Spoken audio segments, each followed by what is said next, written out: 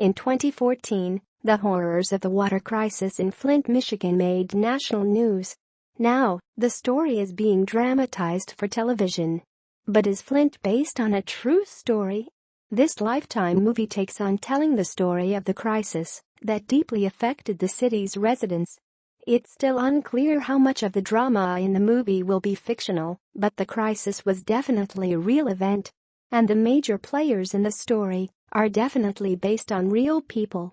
The main drama of the movie will focus on 4 Flint women who come forward to fight their local government in the wake of the water crisis, named Isa Banks, Leanne Walters, Melissa Mays, and Nayyirah Sheriff, played by Queen Latifah, Betsy Brandt, Marin Ireland, and Jill Scott, respectively. Of those characters, Walters, Mays, and Sheriff are all based on real women of the same names. Walters and Mays were moved to act when they began noticing brown water coming out of their taps, as well as terrifying physical ailments in themselves and their children, including skin rashes, hair loss, and even more disturbing long-term diseases. Sheriff is a longtime activist in Flint and is an active member of the Black Lives Matter movement. The crisis began in 2014 when the municipal government switched the water source for Flint from the Detroit water system, which draws its water from Lake Huron, to the Flint River. Officials reportedly did not treat the water and thus allowed lead to leach from the pipes and into the city's drinking water. Even when confronted with symptoms of lead poisoning, residents were told that the water was perfectly safe to drink. Though the water source has now been switched back to the Detroit system, the damage to the old, lead-based pipes has been done. 3 years later, Flint residents still cannot use their tap water safely without filters. Permanent damage has been done to families, including Mays, who says that she suffers from a variety of diseases including seizures, the beginning of psoriasis, and osteoarthritis. The Lifetime movie looks like it will focus primarily on Walters, who was among the first to insist that her water be tested.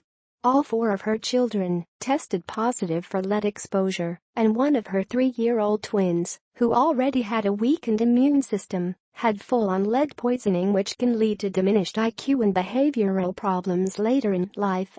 After exhaustively researching the situation, Walters contacted a manager at the EPA's Midwest Water Division, who introduced her to Mark Edwards, an expert in lead corrosion at Virginia Tech. A local pediatrician, Dr. Mona Hanna-Atisha, began testing children for lead poisoning and noticed seriously high correlations between the worst affected areas and a double to tripled increase in lead exposure in kids. All of these players appear under their real names in the film. Now, even with national media attention and several civil and criminal suits taken against Flint officials, the crisis still isn't over. Over 30,000 pipes need to be replaced, a process which could take an additional 2 to 3 years.